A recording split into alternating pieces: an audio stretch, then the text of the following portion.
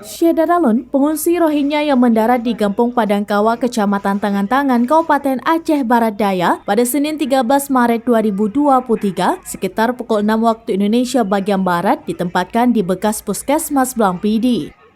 Pantauan serambi di bekas gedung Puskesmas selama Blampidi, para pengungsi Rohingya diperiksa kesehatannya dan diberi makanan serta pakaian oleh Pemkab setempat.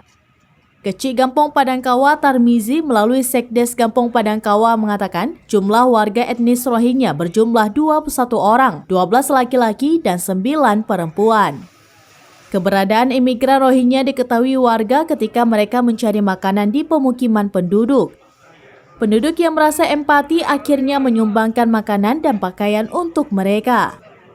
Menurut informasi yang diterima, sebenarnya jumlah rombongan imigran Rohingya tersebut sebanyak 48 orang. Namun yang mendarat di Abdia hanya 21 orang, sehingga 27 orang lagi tidak diketahui keberadaan mereka di tengah laut.